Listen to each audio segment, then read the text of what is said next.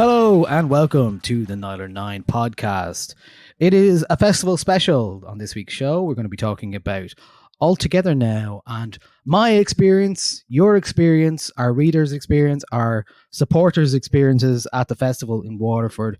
All Together Now's 4th year in Waterford, Curramore and Waterford. A lot was happening over the weekend and a lot of things went down and a lot of things were affected by weather and whatnot. On the good ship Niall9 this week, of course, as every other week, is Andrea Cleary. Thankfully, untouched by weather. Andrea, how are you? Ahoy, hoy. I'm very well. I went with that one, but anyway. I loved it. I'm good, yeah. We're going to be hearing about a lot of experiences of All Together Now. Mine is not going to be one of them. I did not go to that festival, so I'm much like the last time we did this. What did you do for the weekend? What did I do for the weekend? I went over to a friend of the show, Carlo, to his house, him and his lovely wife, to meet their new cat. And they made us homemade pizza, and we brought a cake, and we met the cat, whose name is Arthur, and he's fabulous. And I did PhD work for the rest of the weekend. But Wholesome. I had the nice cozy experience. What morning was it? I think it was Saturday morning. Yeah, Saturday morning. Woke up from the sound of the rain. It was that heavy, and I was like, "Yeah, ooh, I'm happy to be in bed." I threw out some sympathy into the universe and some good wishes and well wishes to everybody that was down in Waterford. But I was like, I'm happy to be in my bed right now, and that continued over the weekend when I was tapping working away, rain against my window. I was like, this is nice. Not even Lancome is worth this, and I love Lancome, but no. But I'm excited to hear about it because I've seen some of the responses we've got from people. Very mixed overall, seems nice. Yeah. So excited to learn.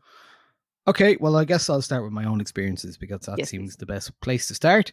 So All Together Now it was the 4th year of the festival in Curramore and Waterford. There was some. I mean, we've had a terrible month of weather in the last while, so I don't think anyone was expecting anything cracking. Wettest July in recorded history. Yeah, so I don't we weren't expecting sun splitting the festival site, anything like that really, but people were bracing themselves for sure. And it turns out what they got was pretty much all seasons. It was an all seasons pitch, all seasons festival. Sunny some days. It was raining horizontally other days. It was windy one particular morning.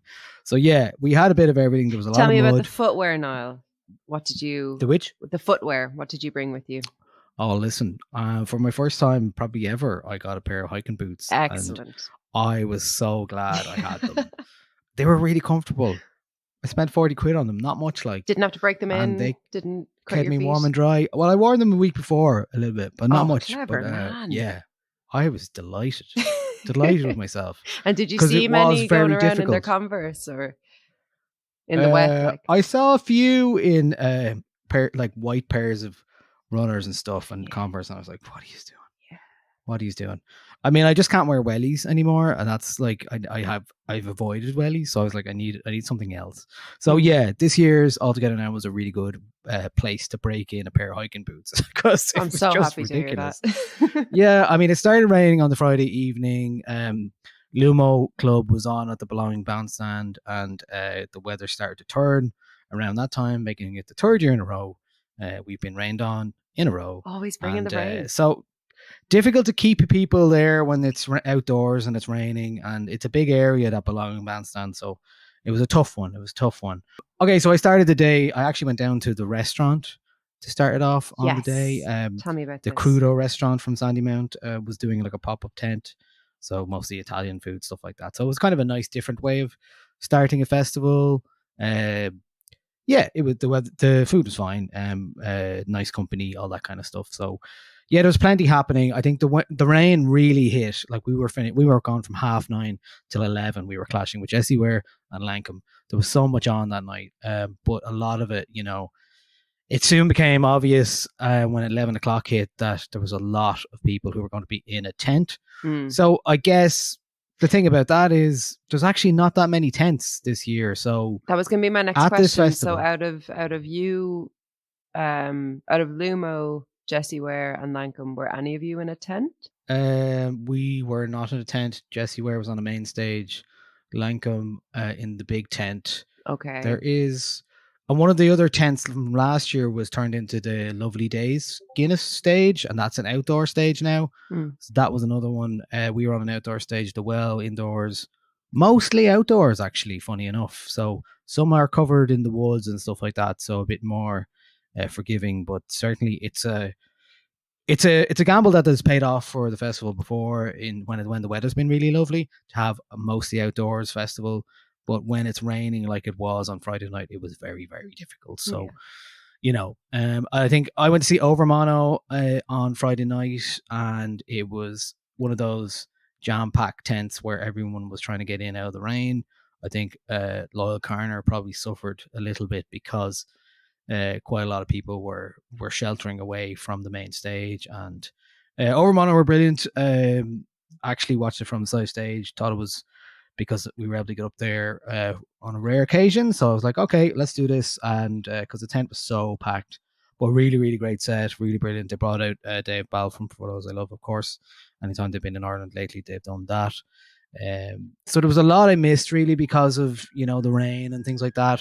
We stuck around for Todd Turge afterwards in that tent, and that suffered a little bit as well. It was nice. It was kind of people just got back out again and went off. So I think I ended up in the woods that night, and so I really didn't see a lot of music on the first night because the nature of you playing something, even if it's an hour and a half, whatever it is, you'll always end up missing loads, and then you're kind of catching up a bit. So Annie Mac and people like that were playing, missed all that. So yeah, I think it was the Saturday morning was possibly the most eventful sleep I've ever had at a festival in a tent. Usually I'm pretty good at putting up a tent, and I know my tent is pretty reliable. I've never camped with you, Niall, but I would trust you to put up a tent. You have that vibe. Yeah. I'd say what I was missing for this on this occasion was a couple of pegs, and that ended up being pretty crucial. I woke up at probably like 7:30 in the morning, and the top sheet of my tent was completely blown off and hanging on by a thread on one side. All the pegs were up off the ground, and they were just lying around the place because the wind was that ferocious that's what was happening. So I've never had a problem with a tent before, and I had a couple of hours basically where I was trying to go to sleep and being woken up by the way. It was like somebody was pushing your tent, and while they were walking by, it was that level of like, this is kind of mad. Do you know what I mean? Like it was insane in that way, and you were like, I've never experienced that before, where it was so hardcore in terms of wind. Hardcore, yeah, very, very difficult. I was trying to just get to sleep. I had earplugs and all that stuff, but it was just, in the back of your mind, you're just worried that your tent's going to blow away, and that's quite difficult to relax then. And it happened again. I pegged everything down again, and it all blew off. Even like some of on the inside, you have like you can tie the poles to the tent, top the tent sheet to the poles. It was still going, so I had to really tie those like in a way I couldn't even get them off, and that was fine. But yeah, just I'd never had that experience before at a festival where it wasn't the people around you waking you up, it was the wind. And I got out and I could see people. Saw Michael Fry in the distance doing the same to his tent. There were people just around trying to fix their tents at like 8 a.m. or 10 a.m. and like I just stayed in bed. I had a similar experience altogether now last year, except I seem to be one of the few that was having it happen to me. I was just in this like wind tunnel where I was camped, and it was the same thing. I'd woken up really early, like 4 or 5, because I'd gone to bed early. Barely slept because of the sound of the wind and feeling like the tent was going to take off and just take me with it.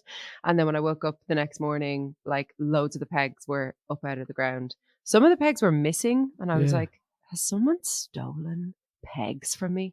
And yeah, it was a similar thing of like, I'm not going to sleep because I just need to go find some heavy things to put in this tent. So I ended up like going over to my friend's tent, asking her, can I have like all of her cans So I could just like place them around like in the four corners of the tent so that it would like anchor me down so I could sleep.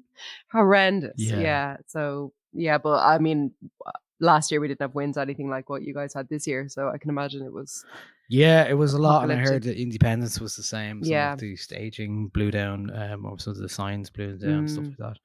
And when I got up the next day and walked around the site, you could see, first of all, there was a lot of mud. There was a lot of mud. It was already there the night before, but it was really, it had been coagulated by then. Yeah, the cold light of day, that first walk over to the toilets, you don't need mud. Yeah, it's the last thing you need. That was bad. That was a bad one. So yeah, I think there was two things about this festival. I think the mud was unfortunately one of the main themes and takeaways of the festival, because it was everywhere. And in fairness, and a lot of people have said this already, there didn't seem to be a lot of mulch or wood chip down or whatever you call it, to counteract that, especially in the really busy areas between the campsites and the main stages. And then the lovely day stage, for example, was kind of sloped downhill. I went there first to see a bit of Cruel Sister, and it was just like wet muck. It was like, I felt like, those videos of Glastonbury, you're like, this could get bad, like from the past. If it rains again. yeah. It's like, I thought we didn't do this anymore. I thought we were like past this. But no, and also for accessibility and things like that, it's not good. Yeah, and those points are raised as well by a lot of people. I heard some stories about people falling over in the mud. A couple of broken ankles were mentioned at some points.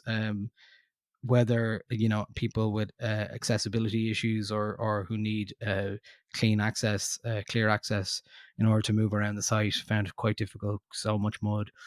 I think the only thing is, and like, yeah, I don't think there was enough straw or wood put down to stop that, to counteract that. But it does kind of affect your festival experience when you're like, I want to go and hang around and go to different things. And when you have like a good amount of stages like they do here at this festival, it's hard then to like, you kind of miss out on things. So Saturday was I saw loads of stuff on Saturday. I saw Really Good Time. They were good. I saw Lisa O'Neill on the main stage. She kicked off what I saw a lot of, and that was the main one I heard.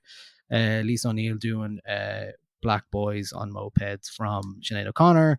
Later on that day, Villagers also covered Nothing Compares to You. And I think Saint Sister as well on the Sunday did Mandinka as well. There was also a Sinead O'Connor tribute, which we'll get to in a bit. So Saturday, really, I think the main things for me, I saw a bit of Claire Beck on the Born Social stage, and that was great crack. Really good, fun disco DJ set from her as ever. She did the same last year. Really, really good. I went to see Black Country New Road.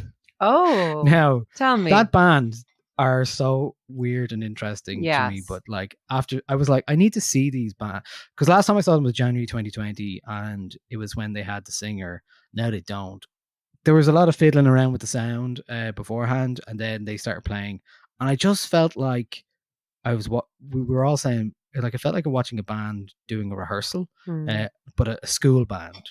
Like, it kind of was just really like people were taking different songs and singing, and it just all felt a bit like, I'm not sure if it's for me now. Okay. Anymore. So they were still I've tried the live album. That had the vocals, but they were just taking the vocals, but not necessarily. Well, I don't know. I think they're all new ones. So they have this Live at Bush Hall album from earlier this year, and I think all those songs on it are brand new, but they're live versions. So that's what they're performing mostly at gigs. So live versions of live songs, there's no recorded versions other than the live versions. I found it quite like hard going, and like some of it was interesting, and some of it was just like, I don't know, it's like some indie band from the early 2000s suddenly reignited and reanimated on stage or something like that. So I think the big things for me on Saturday were Sugar Babes was really fun. But while it was really fun and everyone was singing along, it did speak to one of the problems that was noticed at the main stage, especially the lack of clarity and of the sound of the main stage, the arena. A lot of people. I'll get to some of the comments later on about what people have said. I put a shout out basically on Instagram in a poll, Instagram questions, and on podcast at Nialler9.com. So thank you for everyone for contacting us, and also the Discord as well. So and Twitter. So basically, I have too many replies from people to get through, but I can share some top line stuff with you. But for me, my personal highlights on Saturday with the Sugar Babes, because it was just so much fun. I think a lot of people felt the same way. It was, and even people who weren't expecting it were like, wow, didn't expect that to be that much fun. Caribou later that night. I mean, it's my third time seeing Caribou in the last 2 years, and it still holds up. It's a brilliant live show, and that was a main stage show as well this time. Jamie XX was on the main stage later on that night, and he was doing something really interesting, which I wasn't aware of before this. He had these like dancers who were kind of going through the crowd, and they had a camera on them the whole time. So at first it looked like there was just a camera going through the crowd, but it was very obvious after you were paying attention to what they were doing that like these people were hired to dance through the crowd and stuff. So it was just it was kind of a cool thing, because it was like totally unique to the festival. There was an engagement between like a main stage DJ set and what the crowd was doing, and you could see people moving through the crowd and all that kind of stuff. So that sounds I really like enjoyed that. For a live DVD, sort of Chemical Brothers in Japan, was it? Yeah, sort of yeah. Maybe, that kind of vibe, we'll all right, yeah. We'll see a few faces pop up in some kind of like live show thing that he puts Well, on. I think it's the same dancers that did the Jamie XX video from a while ago. There's a Belfast-based artist, I think, who's involved in one of the videos for one of his recent songs, and I think the same people are involved in this. So that was really good. I saw a bit of Fight Like Apes again as well, really fun. I went to Billy Bragg because my pal is a big Billy Bragg fan. Not totally for me, but I appreciated it all the same. Brick Nasty, ended up seeing them again. Great live band, one of the best Irish live bands at the moment. And I saw a lot of Daphne set. So Dan Snaith from Caribou also playing as Daphne in the big tent on the Saturday night till 3 a.m. So that was kind of the big ending. So loads of other stuff I missed. I think as a festival as a whole, there was a couple of things this year that I personally missed out on. So say last year and the year before, they had the Arcadia. So there's a lovely thoroughfare that takes you from the house right up to the top of the hill where you turn into the main stage. At the top of that hill this year, there was very little there other than the inflatable church, where previously the Arcadia area was there and it was lighting up the sky, and it was kind of the anchor of the festival. That was moved into near a campsite. So it means that I never got there. A lot of people, I'm sure, who didn't like pass by it. You had to really go and find it. And I thought that was a bit of a pity, because it really left that area lacking in something at the top because of the weather. Then that didn't obviously help. There was a lot of mud and stuff there. So was that it became this kind of no man's land between stages. Was that the really small area, like tucked in right beside the house? And you kind of go... No. Okay, no, I'm thinking of something else. Never mind. No, it was the top of the hill, and like with the fire breathing and all that kind of stuff. Oh, yeah. So, so where the DJs were playing mostly from the Arcadia bug. And there was a couple of other things like that, like the ping pong disco from last year, which was a load of fun near the main stage, was moved out to the campsite, along with Éilú na Grá, which is a new part that happened at the festival this year, a Galway festival that was kind of a festival within a festival. While I understand like moving things out to the campsite makes sense in terms of reducing bottlenecks, it does mean that passing those areas becomes less frequent for a lot of people, and therefore probably you get less footfall overall, all those kind of things. Yeah, I think those things, like there was a lovely vibe at the neighborhood wine bar, funny enough, like, and then that was down towards the All Curious Minds where a lot of the talks were happening and stuff like that. So that was there was lots of stuff happening down there that how do you pronounce it? The Shanakika or Shanakika, how do you say that word? Don't know. I actually knew how to say it last week. I think my brain is broken now since. But that brand of kind of it's stories, people can get up and tell stories, and that was down by that area as well. But I think like I ended up leaving on the Sunday afternoon because I had a lift home and I was not reliant. I didn't have my own car this time, and that was fine. I was happy with that. Meant I missed a lot. I missed a lot of stuff. Like I missed Iggy Pop. I missed James Murphy's DJ set, which I heard loads of great things about. Big Pig. Yeah, things like that. Laboon were on later. Kelly Lee Owens, I missed that as well. So the reason I left, I think I was just happy with what I had the 2 days, 2 long nights as well. Not as young as I used to be, I guess. And I was like, well, that's fine. I think, yeah, my experience of it, I think it's a great festival. I really like it. It's the best of the big festivals, but I think there were some things missing this year in terms of the organizational stuff around the festival. We had quite a hard time. I think the mud was the main thing. There's no reason why you can't stock up on straw and wood chips throughout the year and make it easier for people.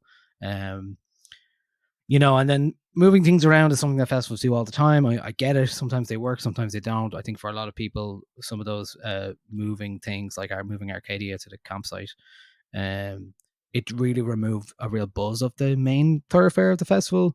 And I think that was missed for me personally, but maybe other people who spent most of the time in the campsite were like, great, there's a dance area near us now all the time.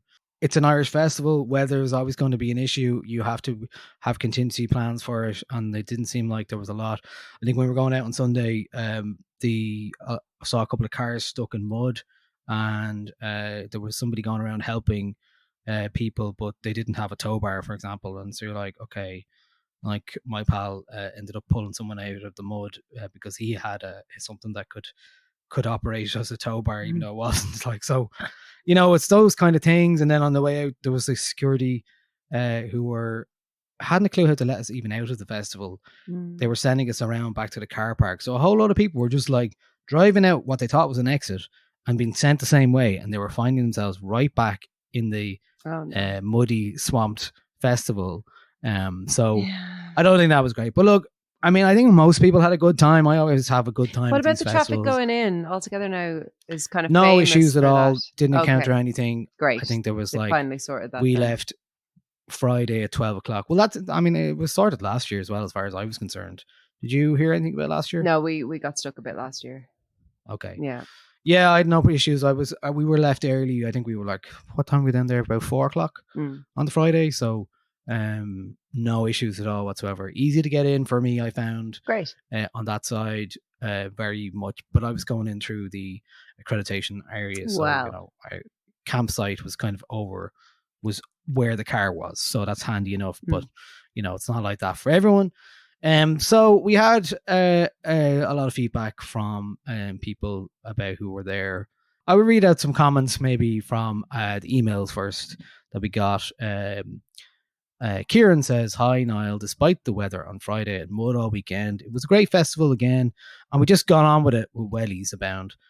Boutique camping does help too, and it was well organised and no queue for the men's showers. Very friendly atmosphere, no aggro, and car parks was very near, and no trekking up the hill with our gear. Saw lots but missed lots. Highlights, Caribou, Sugar Babes, Beak, Barry Can't Swim, Blankham, Iggy, Donald Deneen, Kellyanne Byrne. Not impressed that Max Richter shut down music in the bars in the middle of Kellyanne's brilliant set in the sunshine. So Max Richter was playing with the RT Orchestra, and I think there was must have been agreement that nearby stages had to stop because it was the kind of music it was. Okay. So that's she probably had another half an hour to play, so they were good with that. Yeah, I heard a lot about the Lankham set on the Friday night. Funny enough, like I think there was a lot of people who said they couldn't hear it. But also, it's come up as one of the highlights. I got 199 responses on Instagram to my highlights and lowlights. What were your highlights and lowlights? And Lankham popped up a lot in terms of lowlights for people who couldn't hear, and then highlights from people who did hear. So it's hard to know. I definitely think the main stage was a big issue this year in terms of people talked about. One of those things where at the Sugar Babes, for example, it was. Yeah, but I think it was like there was no cover on either side. In the middle is fine, and in the middle of the front before the sound desk, always fine. But anywhere back where it was really busy, like Sugar Babes or Caribou, for example, then it's hard to find a place where you can actually really hear what you want to hear. And I think a lot of people have mentioned that as well. So let's have a look. What else we said? Oh, this is What we took from it, nice festival that it's figuring itself out, has the charm of some of electric picnic before massive commercialization. Although weather is totally out of their control, walkway management and general flow of the festival didn't seem great. Walking around was annoying on the Saturday, and if it wasn't for the sun on Sunday to dry things up, it was very sunny on Sunday, so that was some saving grace. I should have think that the car parks next is what they would have been like. I think there would have been some hairy moments of cars getting out. There was some, actually. From talking to people, ping pong disco was an area I was looking forward to, but was moved and I barely saw it. I had to go actively looking for it. Some areas like that thrive on general footfall and traffic being guided by naturally.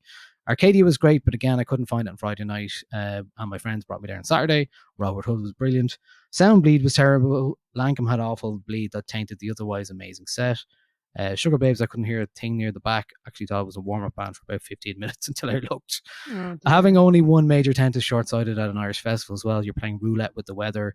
Would have been nice to have some acts that were on the Guinness lovely stage in a tent instead. I thought the booking on that stage was brilliant, but someone like Barry Can't Swim would have been amazing in a tent. His set was kind of lost outdoors with the sound and the rain.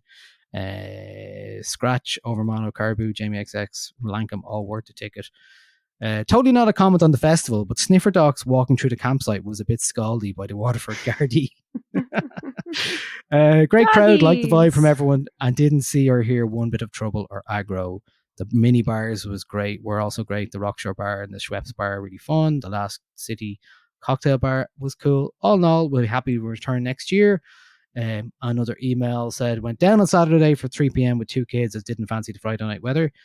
Good call. No traffic jams, but were sent around the houses to get into the car park. Went past same entrance an hour later.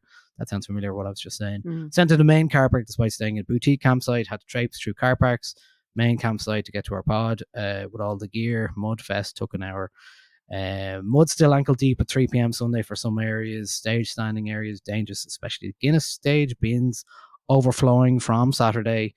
The small drinks bandstands were hopping. Highlight for me, Mango and TBL8 Brass in particular were great. 9-year-old wanted to see Iggy Pop, so delighted to get up the front for a great show. Was it muddy? 100%. Did it make traversing the many slopes of ATN a nightmare? For sure. Was as bad as those not there making out to be? Not at all. Could ATN have done more to make walkways more accessible? A lot. Really poor site management. Oh, sorry, that was actually Niall Swan on Twitter who shared a thread of his experiences and thoughts on Twitter as well as at ATN Festival. So I have a question, Niall. Yes. Tell me of the plastic situation. You know, I'm always interested. Yeah, are you talking about the bins?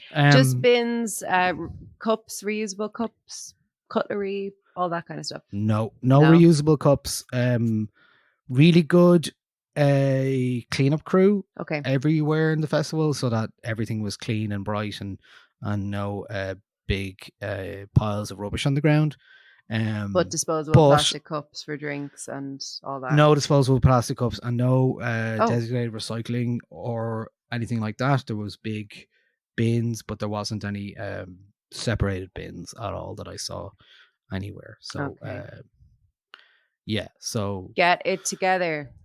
Festivals. Yeah, not one of your favorites anyway in terms of like things in terms of festival, and sustainability was something that just makes a lot of festivals had to be aware of. The whole festival feel better when you have like when you're just able to be like, oh, I'm scaldy, yes, but I'm not being scaldy to the earth.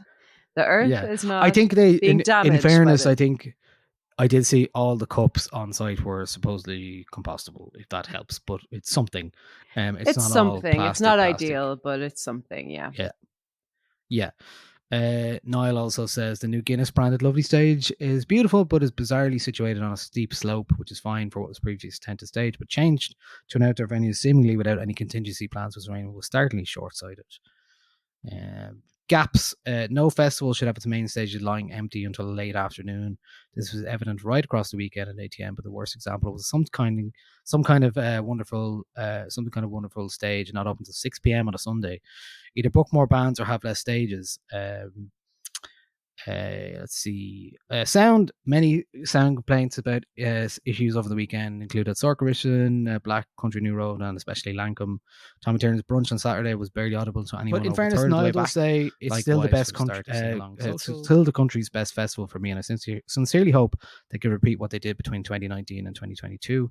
Take on all the feedback, and it'll get over the next couple of weeks. I'm sure some of it is implemented for 2024.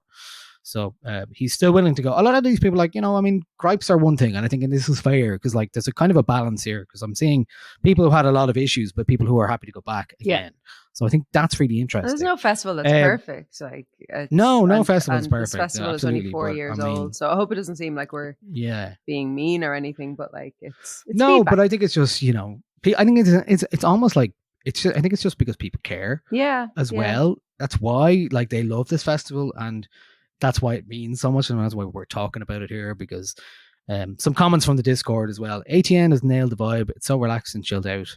Thanks in no small part to the crowd and its demographic, and has managed to just about get the size of the festival right. I really enjoyed the whole weekend. There's still tweaks to be made. The sound on the biggest 2 stages was hit and miss, and they could have done more to make parts of the site less muddy, like bunting straw, wood chipping, or whatever you're having down, especially at the second stage. There are obvious accessibility issues. There was a car stuck in the car park mud on Sunday night with not much help to be had. It'll be interesting to see where they go next. Do they cut back on some of the bigger international names? What did everyone think? So, another comment here from the Discord. I was pretty disappointed with the state of the toilets. Very little maintenance with them, and they were constantly in a state in our campsite. Also, the mud situation was treacherous. They really should have proper paths, wood down. Also found signage very poor, and the sound wasn't great in a couple of acts as well, in particular. In saying that, I strongly consider going next year, depending on the acts announced. Really nice vibe. Came across so many sounders over the weekend and didn't see any hassle. Myself and my friend had trouble setting up our tent, and 2 couples next to us helped us get it up. So lovely. So I love to hear stories like that. I do. Woke up and saw our tent got egged last night. But okay, never mind. Thankfully, it was the height of scallywag behavior I came across. Egg? I feel like if you throw an egg at a tent, it would just bounce off the tent. You there's think no purchase there with a tent. That's gas. A wayward egg. Another comment from Discord. The cat is sitting on my keyboard here, so he's Very currently locked the keyboard. Hello. He always comes in around this time of the day. Say hello. It was hardly unexpected in the muck after such bad weather in July. Agreed that the sound was a bit off for some of the acts, Lankum in particular. But that's sometimes just what it's like at a festival. There's a lot of queuing for food, and they ran out of Guinness on the Sunday, apparently. Do you know what? Guinness had Guinness was absolutely everywhere, and I have to say, not sponsored content, but doing this because it was really nice. The Guinness was so lovely, and there was loads of 0.0 everywhere. Cream White's Guinness, whoever was in charge of that. Good outdoor Guinness, At a festival. It was good stout. I think it was really good. By contrast, here's a different kind of comment that we got.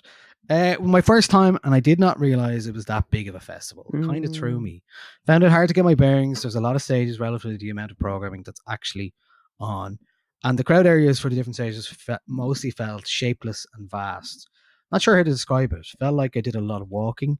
Having so much of the site on a slope makes it pretty dicey if it rains early in the weekend. Really enjoyed the scratch and over mono. Ended up leaving Sunday morning, pretty done with it all. Further on ATN, it feels like it's between 2 stools. A bigger festival like EP has better organisation, very smooth car park organisation, a minister from Muck who will organise the straw, close off areas, etc. because of its scale and experience. Pod didn't really have to worry about car parks with their urban festivals like Forbidden Fruit or Metropolis, and usually if they can put big concerts on, they're in stadiums with existing facilities and routes.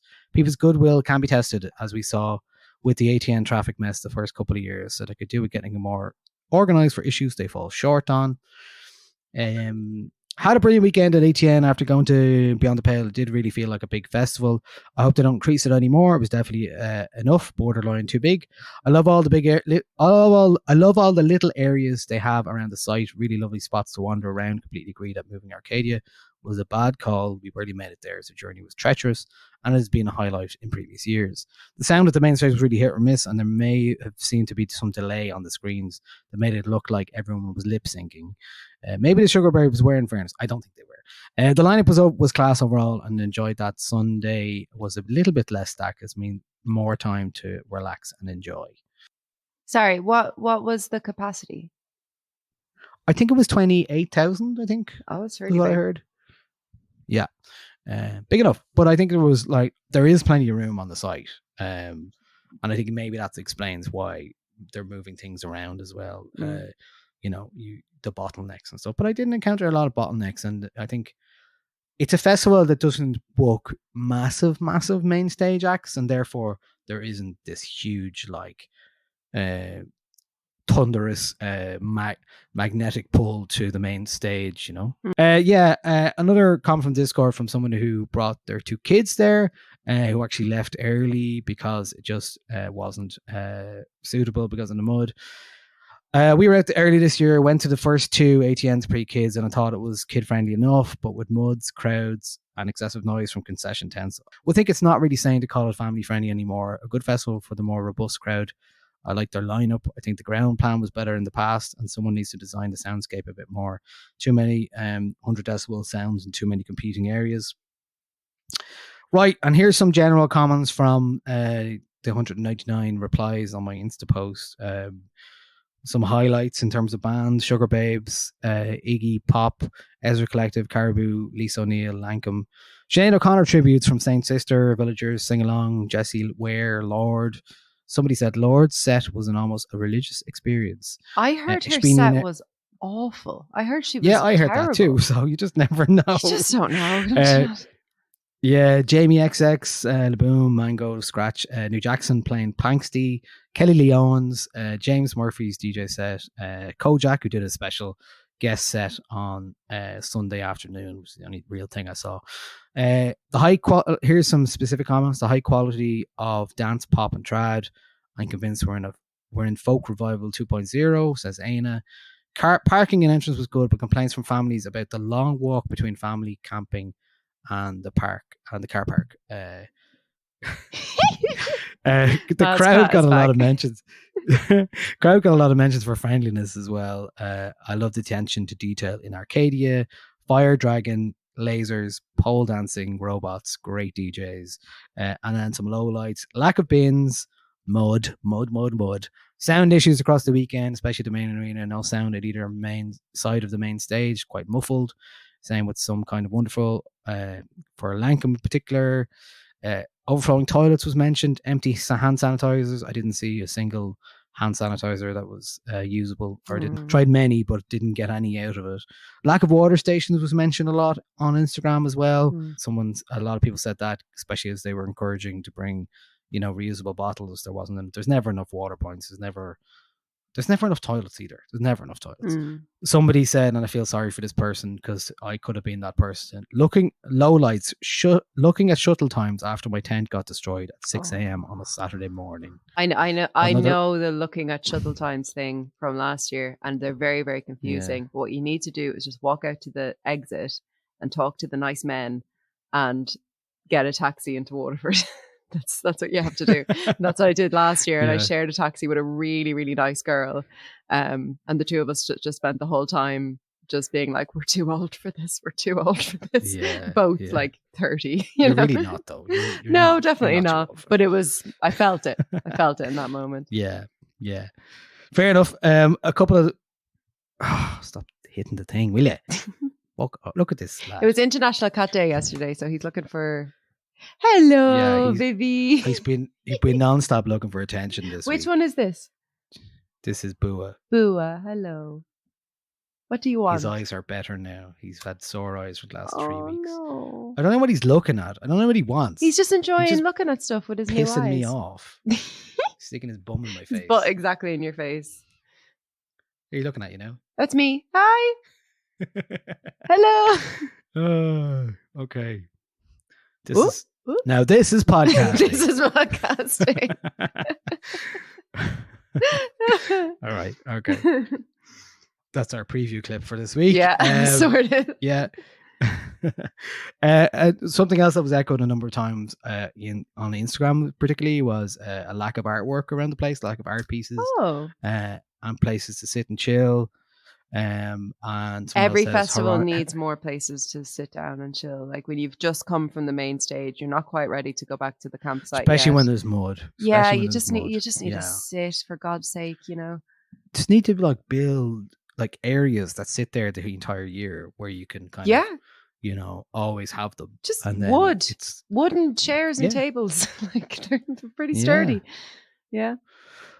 Apparently the cobblestone session will shut down on Sunday night due to overcrowding at the Sinead O'Connor tribute. I had a number of messages about that. Wow. Because basically they projected onto the house on Sunday night, and with the area down there being hosting a trad session from the cobblestone, the Len Collective got pulled off, and then they went back on afterwards without the PA and all this kind of stuff. That's a shame. I think there was a bit of anger there about being turned off, which is you know understandable, and again down to bad planning and poor management in that way. But look, most of the comments here overwhelmingly positive, despite I think it's a testament to the Irish people that even though we had that much mud and much annoying situations, like we persist and we enjoy ourselves no matter what. So we can do that. And it's like there's things that we are annoyed about, but you know, ultimately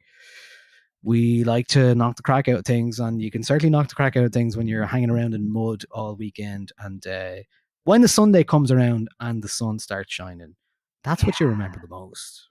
The best thing about festivals is becoming like a cloud expert and just spending the whole day looking up at the sky, just going, no, that's not a rain cloud. I'm telling you now, that's not a rain cloud. We'll be fine. I think this summer was the year I became an expert at rain millimeter estimation. The amount of rain. Yeah. With like when you look at, you're like, no, that's not as much rain as you think now. Yeah. I wouldn't worry about that too much. No, don't worry about that cloud. That'll be gone by 2:00. Don't you worry. You could be wrong, but sure, look, it's the fun of it anyway. Yeah. We all become like professional shepherds at festivals. I'm just like, no, I can smell it in the air. Rain is coming. Yeah. Will we talk? It did rain again on Sunday a tiny bit, but yeah. Will we talk about our? Yeah, you have revolution? Something you wanted to. Yeah. So something that was brought up in the Discord, something that you've mentioned before. Yeah, something that which I don't think was available at this festival. No, so something Andrea would like to see more at festivals. Yeah, and now I'm really happy because in the Discord we were talking about it, and it seems like other people want it as well. And if you have 2 or more people who want something, you have a revolution. Okay.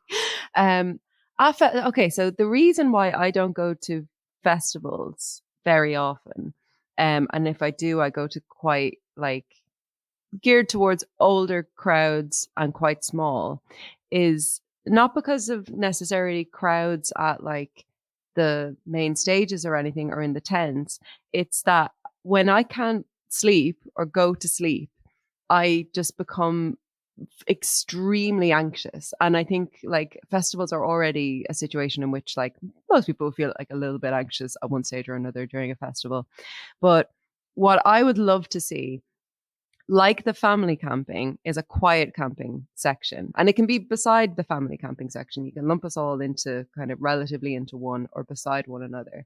And I think it would mean that it's better accessibility for people who like, you know, like for even like medical reasons, just need to be away from noise at nighttime, need their sleep, whatever it might be. But also for neurodivergent people who get a bit overwhelmed with noise and who might become anxious or overwhelmed if they don't have a space to go to that is quiet. It doesn't have to be silent, you know, but just some rules around like maybe shut off the music at like midnight, you know, that sort of thing. And yeah, talking to a couple of people in the Discord about it, and we all seem to share a similar kind of feeling of, I will fight for your right to play horrendous techno music until 9 a.m. I just don't want to be beside you while you're doing it. I just can't do it. Yeah. And I think that it would make festivals a lot more open to a lot more people, because there isn't just one festival experience. And I think what's so great in particular about Irish festivals is that if you're someone who doesn't drink or doesn't, party all night or anything, there's loads of stuff to do during the day and there's loads of stuff to do in the morning. And they try to have it as kind of a holistic experience where if you don't drink or whatever, you can still go and have a great time. And I think that having a quiet campsite where people can get a good night's sleep and get up early and enjoy all the great stuff that they're putting on, like yoga or talks that are going on early in the morning or coffee or whatever it might be, would really open up the festival experience to people who might be anxious to go because they don't feel like it's for them anymore. So that's my little piece. If anyone feels the same way, tell me, and we can talk to some festivals. We can try and see what we can do. We can try and see if we can make something happen. And if you're from a festival, if you work at a festival, get in touch with me. I'd love to talk to you about it, about making things a bit more accessible for people who get a bit scared. So, well, in fairness, I think a lot of UK festivals, on a cursory Google search there with quiet camping, have shown themselves to have a quiet camping area. Wilderness Festival, End of the Road has one, as well as Family. Download Festival has one as well. So there's quite a lot of festivals that have it already. So I don't see any reason why it can't couldn't work have here. more of it.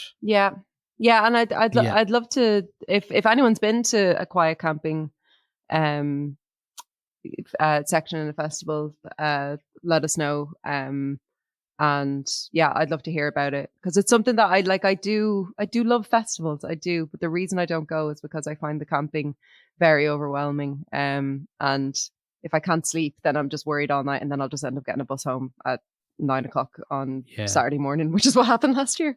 So yeah, I think it's not that hard to do. I think some festivals offer a limited amount of tickets for a quiet camping area, which are probably beside the camping area usually. So it is something that is very obvious. And I think we've seen that a lot more in at gigs really, but it's yet to translate here, and as well as, like, it should just be a part of all of the offerings in terms of and it doesn't have to be boutique camping. Like, we don't want to have to take away the opportunity to party from the boutique people. They've paid a lot of money, but just an area where there's not. I know that there was somebody, I can't remember who it was, in the Discord talking about how all the food vans and the burger vans are constantly playing like really, really loud, like high BPM music at all times, and often that goes on quite late in the campsite and starts really early in campsites as well,